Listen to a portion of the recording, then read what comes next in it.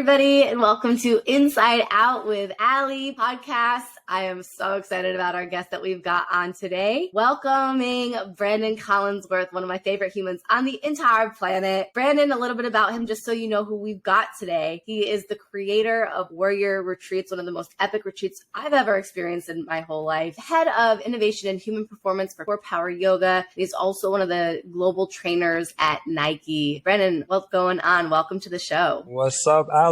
Such an honor to be here. So excited to be a part of your podcast and so excited to just be able to dive into conversation with you. Every time we talk, I know it just gets epic. We go someplace magical, and I know today is going to be nothing short of just amazing. Yes. So just for the viewers to know, I met Branden a few years ago. He was in Tulum. He was living there for a little while, and I saw him at this event speak. And when he spoke, it was one of the most inspiring conversations I ever heard. And his story is powerful. It's powerful. It's inspiring. It completely moved me. And from that day, I was like, I want to know this guy. Like, I want to get to connect with this guy. And luckily enough, I had the opportunity, a year later to go to Peru, and we went to Iquitos and we went into the jungles and spent a week in the jungles. There was 5 of us there, and we got to really connect, and we became really close and became friends and really got to know each other. And so from there, he's been in my life. And then after that, I actually went on his retreat with Warrior. And so, yeah, he is just wonderful. And he's going to share a little bit about his story. And that's actually where I want to start today. Branden, you have an insane story from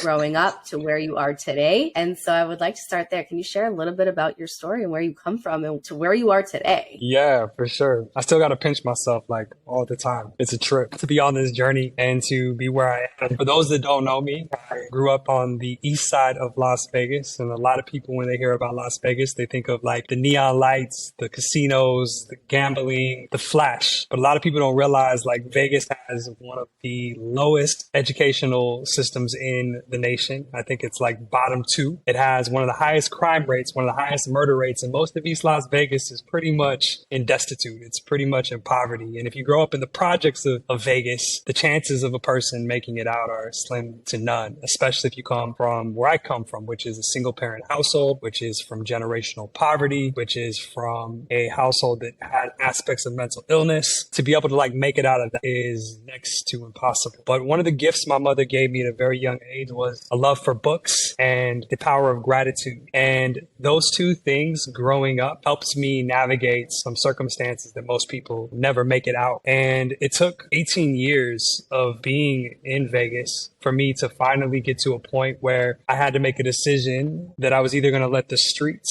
take my life or I was going to actually boldly step forward towards my dreams. And it all happened at a bus stop on the east side of Las Vegas. Ironically, which is so crazy, one of my best friends growing up, his son got shot, 17 years old, last week at the same bus stop that I sat at when I was 17 years old. And I made the decision to change my life, and his son just got killed. So this is just a little bit of like context about where I come from. It's a place that is ruthless, relentless, and to just get to like average is considered a success. Anything above that is considered a miracle. And so it was there at this bus stop that I decided that I was going to make a change, that I wanted to be more than my skin color, that I wanted to be more than a statistic, that I wanted to get out of the projects, that I didn't want to end up in jail, that I wanted to do something with my life. And so I made a decision to go after my dreams, go after my goals, and go after my highest vision. I didn't know that it would take 10 years before I actually got out of the projects. So from the time that I declared that I was going to get out of the projects, it took 10 years to get out, 2002 all the way to 2012. And I didn't know that in going after my dreams and going after my visions and going after my goals, the challenges that I was going to be faced with. Part of me, if I knew how hard it was going to be when I was sitting there, I might not have taken the step, but I'm so happy that I took the step regardless. And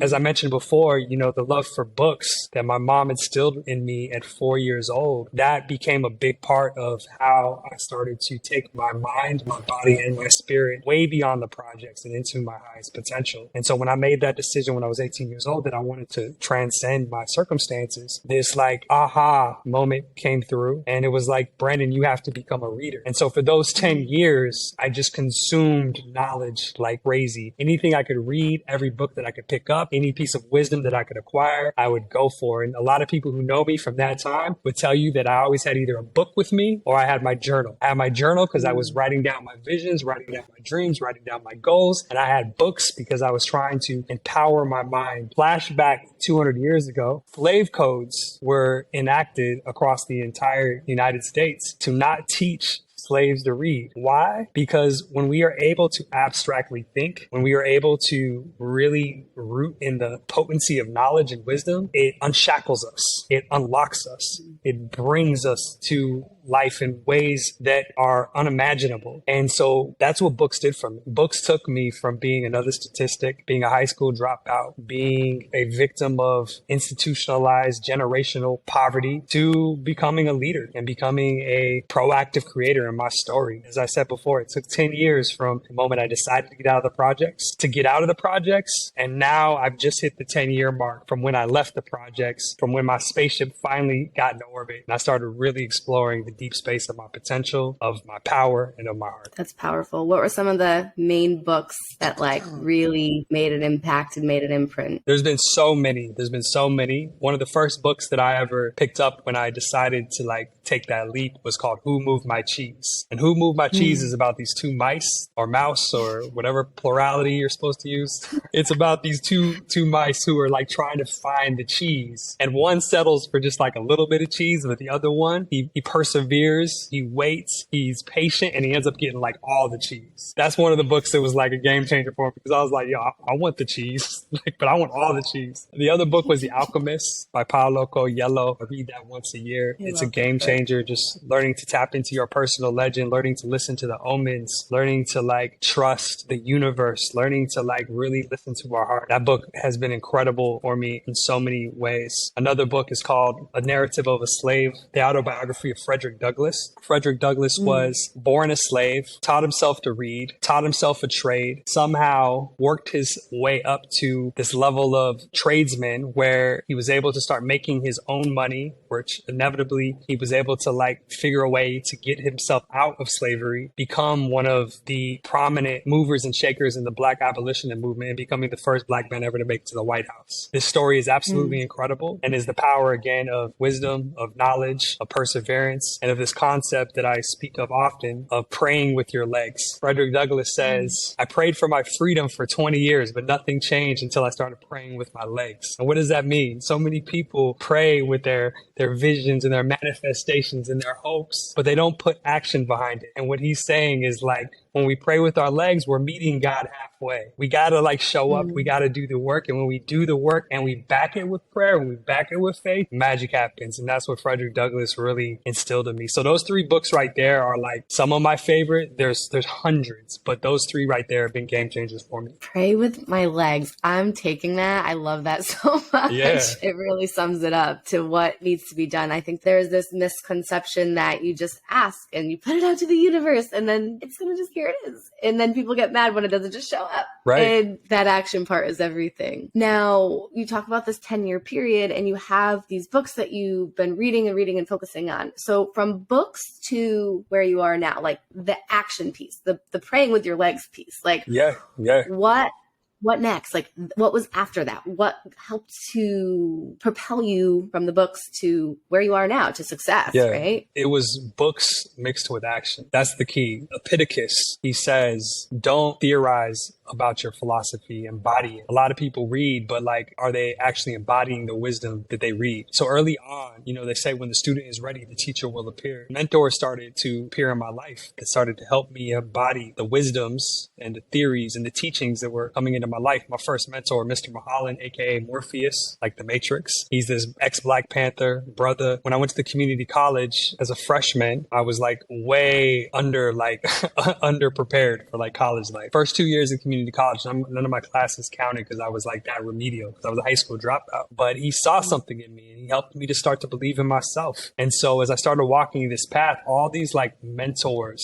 started to pop up to help me see myself. And little by little, these micro steps and these micro wins started to accumulate. You know what I mean? Like I got into community college and then I got a C in college. And I was like, oh my God, I'm not as stupid as society told me. I actually got a C. When I got out of high school, I was like, oh, this. And then I got a B and then I got an A. And then the community college turned into going to a university. And then all of a sudden I get a 3.5 at the University of Nevada, Las Vegas. And then I'm like, you know what? I'm going to go ahead and apply to grad school. I applied to the Ivy Leagues. Spent 2 years on one application, praying with my legs. Once again, didn't just apply. Spent 2 years praying with my legs and got into the Ivy Leagues, got into Penn. Same thing happened with my career. It was like I loved training. One of the only ways to cope with my depression and my anxiety when I was on the streets was through physical movement. I realized like if I sweat and I move and I breathe, I'm not as depressed and I'm not having as much anxiety. And so once I started to go on my journey, one of the ways that I started to like support myself was training people. It started in my apartment gym, $5 sessions in my apartment gym. That turned to like me being a janitor at 24 Hour Fitness, which then turned to me being one of the first trainers at the Wynn Hotel and the Canyon Ranch Spa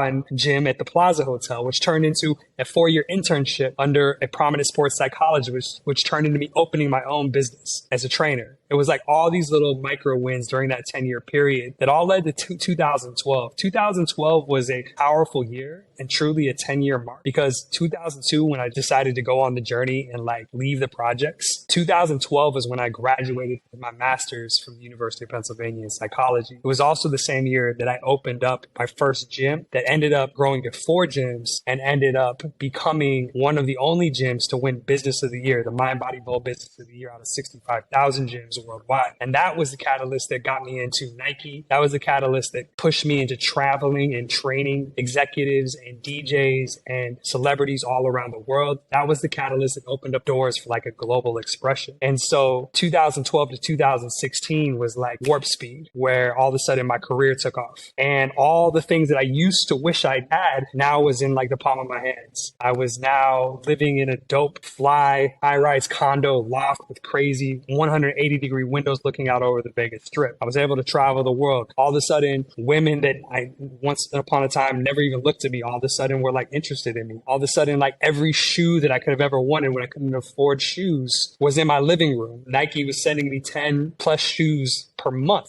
for like 3 years. So this was a moment in time where I thought that once I got all of that, I was going to be like happy. And fast forward to 2014, 15, I'm sitting on my balcony and I'm depressed. And I'm like, why am I like feeling worse than when I was on the streets? And I realized at that moment that all the material things could never cover up my lack of self-love within. And so 2016 is when I took the leap and I left it all, moved to Bali. And since 2016, I've lived in Bali, Peru, Thailand, studied in India, Africa. The last 6 to 7 years has been truly me finally falling into not only like my truth, not only my potency, not only my power, but most importantly, truly falling in love with myself and into my heart. And that's really been the journey. It's been a 20-year journey to my heart. As Andrew Bennett would say, the longest journey that we'll ever take is the 18 inches from the head to the heart. That's truly been my journey. And it's required me to really go deep. It's required me to shed a lot of things that are no longer in service of me. It's put me through a lot of grief. It's put me through a lot of loss. It's put me through a lot of challenges, setbacks, from going broke 2 to 3 times to having my heart broken multiple times to losing friends and gaining enemies.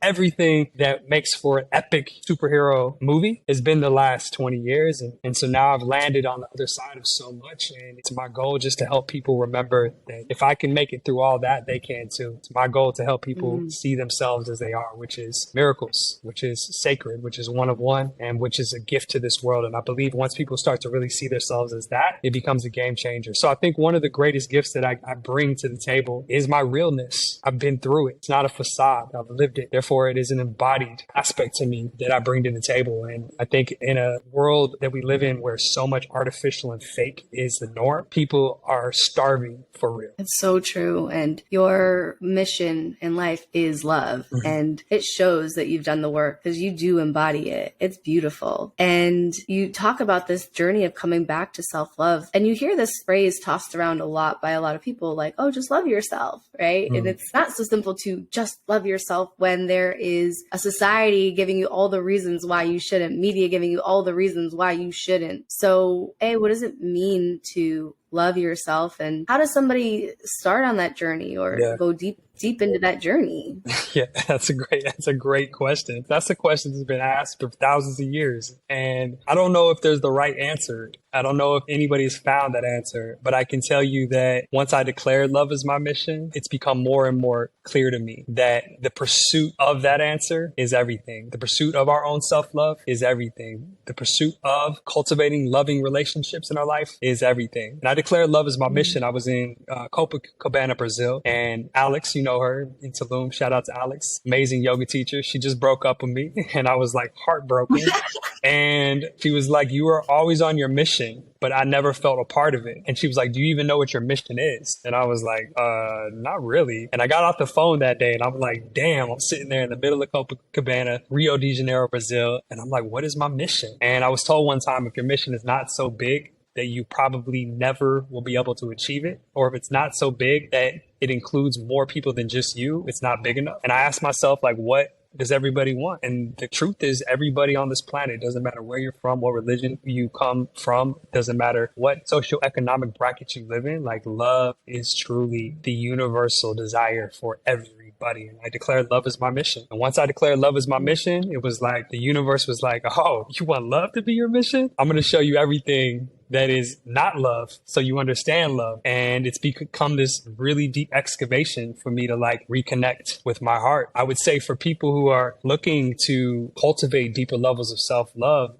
I think it's first important to acknowledge what you just said, Ali, that we live in a society that perpetuates so much self-hate. From the time we are children, we are told again and again that we are not good enough, that we do not measure up, that we need to change, that we need to be more, that we are lacking something. And it creates truly psychosomatic issues where people are starving for love. And the journey home, the return home, is this remembrance that we are loved, that we are whole, that we are imperfectly beautiful. One of the greatest quotes that I ever spoke to myself was, I am so imperfect, it is beautiful. Once we can remove the ideas of perfectionism, and once we can get out of the way of I need to be perfect, and one can root in that notion of just being human, that's when like love is able to like begin to blossom. And you know, my TED Talk that I just did, I asked 3 questions. 3 questions were, can I love the parts of me that I deem most unlovable? Can I celebrate the parts of me that nobody celebrates? And can I love myself like there's nothing to fix? These questions are deep and they'll bring up a lot. And for a lot of people, no, they can't love the parts of themselves that nobody celebrates. And no, they can't treat themselves like they need something to fix. But when you realize that trillions of dollars are being made off your inferiority, and you also realize that by very virtue of you being here, of you being alive, of you being a human, of you being this beautiful expression that has never been and never will be again, when one really roots in that, the antidote to all of the chaos, the antidote to all the craziness, the antidote to the mass psychosis is love, is self-love. And like a garden, when we begin to plant seeds of self-love into everything we do, when we begin to plant seeds of compassion into every one of our relationships, when we begin to plant seeds of kindness into our everyday life, those things blossom, and eventually you have a garden that is rooted in love rather than rooted in hate. It is a journey and it takes time. But one thing I really want to emphasize is it doesn't have to be one day. It can be today. So many people forego the opportunity to love on themselves now because they think that it has to be one day. They think that it has to be some tree that's blossomed already. They think that it has to look a certain way. And so therefore, instead of just giving themselves that little nudge, that little morsel, to my psychedelic heads out there, that little microdose of love, They delay. And I'm here to say, like, it's in the micro doses of love that end up macroly changing everything. You just got to start. And if you need a reason to start, get caught up in truth. Well, what are some of the truths that we do know? There's never been another you, that you've been given human life, that in the history of the entire world, you are the only one of you that exists, that somehow out of like 40 trillion sperm cells, you became life. You're here, you're alive, you're breathing, you're aware, you're conscious, you have whatever you have. When you can start to see yourself as like a miracle, how could you not begin to love yourself? And then the part of the journey that really gets special is when you can start to even love the stuff about you that you don't like. When your inner child is throwing a temper tantrum, when your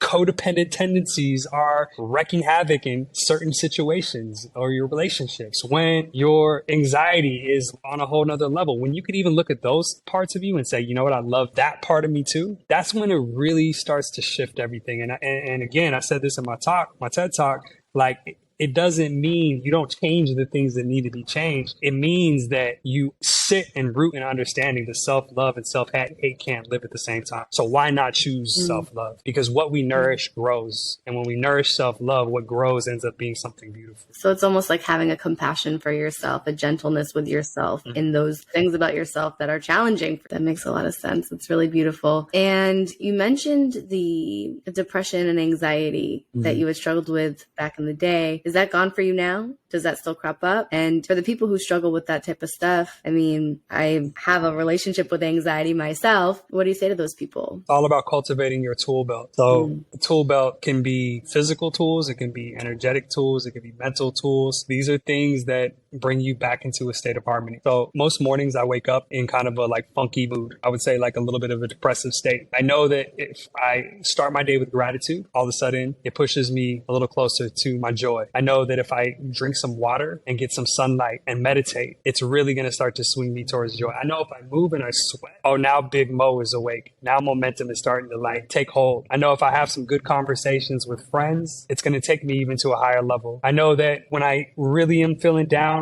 a conversation with my therapist, my life coach, my team to hold me accountable, these also push me towards a more potent and powerful aspect of myself. If I'm really feeling off, I also look at my sleep, as if I've been sleeping enough. A lot of times when I haven't slept enough, I end up depressed and I have anxiety. It's just how my body works. I say this because a lot of what we call depression, a lot of what we call anxiety can be mitigated and alleviated through having powerful rituals and cultivating a powerful tool belt. And these tools are power tools that we need to wield on a regular basis. Some are small, some are large. Now, if you've implemented all of your tools and you still feel off, well, then there's also valuable biofeedback and feelings. One of the things that happens in the space of this positive, toxic positivity culture we live in is we want to bypass anything that doesn't feel good. Sometimes feelings are there to give us essential biofeedback into our human experience. Maybe you're feeling anxiety because your boss is an asshole or your boyfriend absolutely sucks. That's actually something that should be listened to. Maybe you're feeling depressed because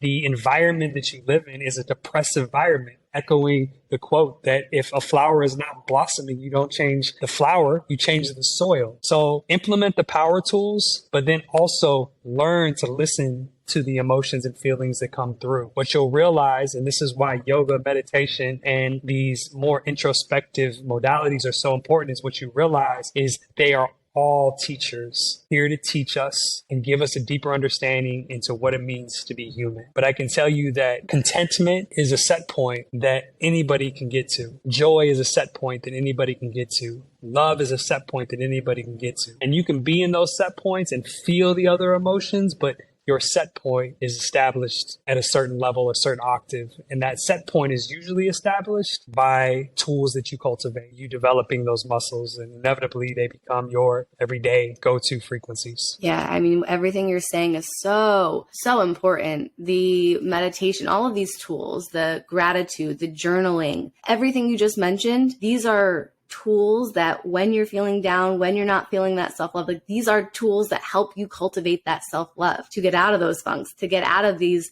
lower vibrations that are making you feel stuck. And the other point that you mentioned, just talking about checking your environment, like you're feeling out of alignment, there's a reason for it. There's nothing wrong with you. There's just something there's a step that's being missed right now. And it's just figuring out what that is to then make the shift. Because having that higher vibration, living that life in alignment is so possible. It's so possible. Anybody can do it. It's available to you. It's just choosing to put your detective hat on and pray with your legs to make it happen.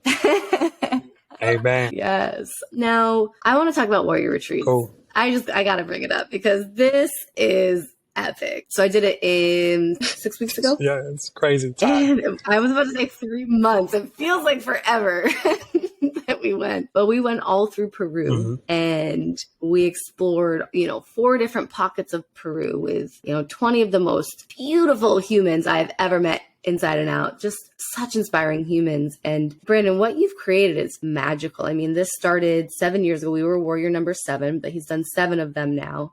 I mean, this brand is so fire. He barely even has a website. Like the website's there, but it's like he's not focused on that. It's that spread word of mouth. He's got like 3,000 applicants. He hasn't even launched Warrior 8. Like this thing is so potent. I want you to share a little bit about this journey with Warrior Retreats. What's going on there? Yeah, so a lot of people don't realize when I was 27, I got introduced to my dad for the first time in some crazy circumstance where I was in my senior year at the University of Nevada, Las Vegas. My teacher ended up knowing my father. And I looked just like my father. And he's like, "Is your dad named Lane Rowley?" And I was like, "Yeah." And that was my teacher's brother's best friend. And he called me up. Or he called his brother up. His brother called my dad. My dad ended up calling me for the first time. And we started to speak and we started to develop a relationship. And long story short, he was living in the Amazon jungle of Peru. And at that time, I was doing a lot of deep work. Working on forgiveness, working on just letting go of the past, working on embracing the moment. And after I graduated from grad school, I went down there and visited him in Peru, and he took me into the jungles and started to show me what it's like to truly give back in a humanitarian sense to the people of Peru. And so I did that for about 5 years. I'll go down there for 3 to 4 months a year. And then 2016 comes around and I'm having my existential crisis. And I'm like, I need to expand. I need to grow. I need to get out of Vegas. I need to get out of this stuff that is small me so I can open up the doors for big me. And at that time, I was working with some plant medicine and in Las Vegas and in LA. And I'm like, why would I even work with it here when I have access to it in the jungles? And so I went down, I did a ceremony solo. I walked out of the temple under the beautiful mountains of the Sacred Valley, which is insane. And I was like, I got to share this with some friends. So I called up 2 friends. The next thing you know, I had 20 friends come down for Warrior 1. And that's how Warrior was birthed. The first Warrior started off just in Cusco. It was just Cusco, Aguas Caliente, and Sacred Valley. That was it. And we didn't even stay in Machu Picchu for a night, Aguas Caliente. We only just visited and left. A few years later, I started going to the jungles before Cusco, and I opened up the invitation to bring people to the jungles as well. I was like, if you want to come to the jungles, it's optional. Every person that came to the jungles was like, bro, if I just did the jungles, that would be enough. And so that's how the jungles got added to the Warrior Retreats arsenal. It grew from a 7-day retreat to a 9-day retreat to a 11-day retreat to eventually when Warrior 5, 6, and 7 happened, it was a 14+ day retreat. Although with Peru shutting down, you all got the first official 22-day retreat, which it's way too long, but it worked. But one thing I've always had in my heart was how do I leave Peru better than I found it? That was kind of the caveat that was given to me when I first worked with medicine in Peru, was the energies of the land was speaking to me. And it was if you have permission to bring people here, but you always have to leave it better than you found it. And my dad also taught that to be a true humanitarian, you got to really live that. You got to really walk it. That's why I'm so over all these spiritual woo-wah people in these medicine spaces. I low-key have a chip on my shoulder after the last year of dealing with all of them, because I'm just so sick of seeing these sacred spaces disrespected and desecrated and not a sustainable relationship being created with these places. And so that's really was the fundamental aspect of what made Warrior unique was like, it was deeper than a retreat. It was like truly a rite of passage. How do I bring individuals from my world into a world of service? How do I open up the doors to people's hearts? How do I create community? How do I create culture? How do I bring people into deep conversations? And how do I like curate a rite of passage that truly leaves people transformed forever? And so that's really what Warrior's been. It's been 7 years of like creating what I believe is the number one rite of passage experience on the planet Earth. And I love it. And it's not mine. That's why it's special. I'm just a steward to it, and Warrior has a mind of her own, and I'm here just to share her with the world. And you're right, it's crazy. Right now, there's like 3,000 applications for like 12 spots. I don't know what that's going to look like. I got to ground in that, but I trust that Peru chooses exactly who she wants to come. And it is an honor to be able to continue to open the doors for people to experience her medicine, her people, her culture, her cuisine, her consciousness, and her heart. One of the favorite things for me with the Warrior Retreat was the humanitarian aspect of it. And to see the ripple effect that that has had just on our group alone is so cool. It's, we had Sorrel, one of the leaders at the retreat. He, after the retreat, went to Mexico. And he lives in Mexico. One of his spots is in Mexico, in Cabo. And he had a day with an orphanage supporting all of these kids in Mexico, in Cabo, getting shoes, and had a party and toys and gifts. I mean, he was so inspired when he left. And, we had another guy, Cam, who was at the retreat. Shout out to Cam. And he just, shared with us how he had I think it was in Costa Rica, right? Where there was an orphanage, or there was kids in Costa Rica. All of these kids now had, a beautiful celebration and resources, and they gave back to this group of kids. And, you had the ripple effect with me. I mean, I left so inspired. On Saturday, we've got Tulum Women's Day, where we're supporting local women here to have access to free haircuts and free yoga and free classes. I mean, the list goes on. Max is getting into the space. I mean, he's supporting kids from the hospital in Peru. I mean, the list goes on. And so I just want to acknowledge you for the effect that you are having in this world and what you're creating, not just in Warrior, but in all of the things that you do operating from your mission. And so that's really beautiful. And one of the things I just want to highlight, I had a rough day on Friday, and on Saturday, I went to an orphanage in Cozumel just to go and be of service. And that is one of the best ways, like circling back to what we were talking about, anxiety and depression. Right. Like that is one of the best ways to get out of your own way. I love this phrase, when in doubt, think out. That's powerful. Stop thinking about yourself, thinking about somebody else and how you can support and help somebody else. You will see the biggest shifts.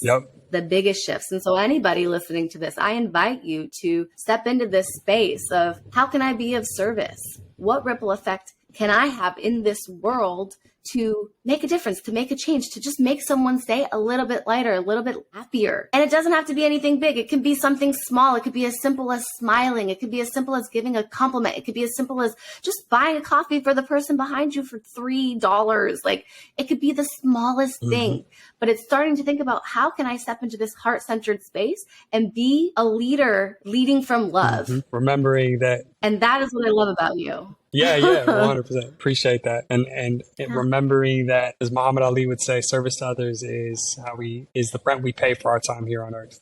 Truly. The last piece I want to touch on, we've talked about, the success you've had, what you've built. We've talked about your mission. You mentioned briefly, like, some of the challenges early on. We didn't necessarily touch on some of the challenges you faced when you were in your success. I think that's an important thing to highlight, right? Because you can say, like, I struggled back when I was a kid. Then I was successful. Well, now once you're successful, well, now you have it all. And now it's just easy. Now it's just smooth sailing, right? Like it's not a linear experience for a lot of people. And so I would love for you to just kind of share a little bit about some of the things you had to overcome once you did have success, and how you overcame some of those challenges. Yeah, success amplifies what's already there. A lot of people think once they get successful, like all of a sudden it's going to change everything. It actually just brings up everything. And so the unresolved childhood traumas, the coping mechanisms, the codependency, whatever your issue is, success will not just alleviate it. It's going to bring it front and center. And so when I first was given success, a lot of my life, a lot of my journey was predicated on me trying to prove that I was worth something. Coming from the streets, coming from the hood, coming from the projects, I felt like I was like worth nothing. So I had to become perfect. I needed to become I had to have the perfect body. I needed to become brilliant. I needed to be like the perfect dude across the board. And the reality was a lot of that was masking a lack of self-worth. And so once those doors opened up to success, I started to like have to recommit and recalibrate to some of the like old traumas that I thought were gone or not exactly there anymore. One was like, like for example, when I started to like get a lot more money, a lot more success, a lot more notoriety, a lot of women started to like come out of every angle possible, which opened up doors to like a lot of relationships that were toxic, that weren't necessarily like art-centric, but were more like trauma bonds. I, for example, got deep into like the club world because I was training all of the DJs, personal training all the DJs and club owners. So I had infinite access to like $100,000 nights, which meant drugs and alcohol and all of these things to make you feel a certain way, especially if you weren't standing in your worth. And so I found myself going from like drinking hardly ever to like drinking 4 to 5 nights a week. I found myself going from like never taking any drugs to all of a sudden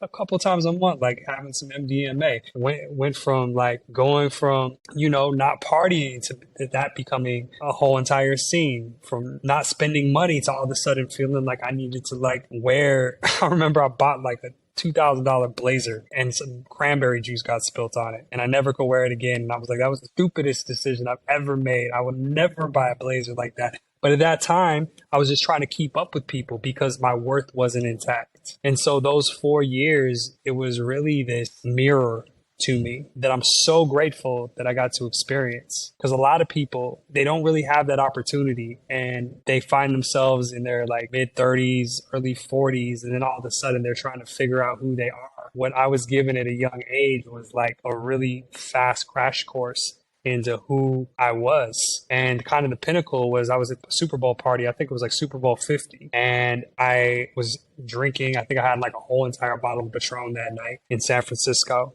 And somebody put GHP in my alcohol. And I woke up like 18 hours later. But not only did I wake up 18 hours later, when I woke up and I went to the bathroom, whoever was in the room, they took Sharpies and they wrote all over my face like the most fucked up things. And that was like the final click of like, yo, I love myself too much to be dealing with this. And that was like the really big step I took after that to like leave that world behind. That was like the final like push of like, I can't do this anymore. Not saying that during that time I wasn't like still trying to be my best. I had a life coach during that time, but I was experiencing life. I was learning about myself. But it was those tools that I was cultivating during those times that finally got to a point where it was like no more. The crazy thing is that I could have easily died then. And that happens all the time. Mm-hmm. So for most people who are on the journey, I hope it doesn't ever have to get to that point. That's why I'm so adamant about like self-love is now. Your worth is now. Like you get to choose yourself now. It's not one day, it's now. I don't want people to have to go through what I went through to like start to like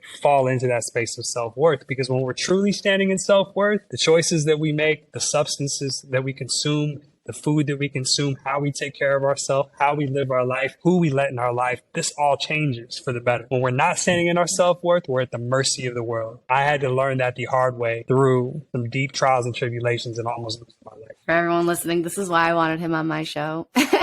He's dropping so much beautiful knowledge. It has been such a pleasure. It has been such an honor to have you here. I'm super grateful. For all of the listeners, how would they get in touch with you? How would they find you? How would they connect and follow your story? My living website, my living expression is on Instagram at Branden Collinsworth. I post regularly and all of my offerings are also included on my bio in there. Everything from Nike to Minds to Netflix to Warrior and everything in between. And most importantly, my mission is to help people remember their worth, help people remember who it is they are, and help people remember that love is truly the answer, always, on all days. Thank you, B. Thank you for being here. Thank you for showing up. It has been such an honor having you here. Love you, Ali. Appreciate you. Keep shining. Of course. And thank you to all of our listeners. That is a wrap with Inside Out with Allie, and we will see you next time.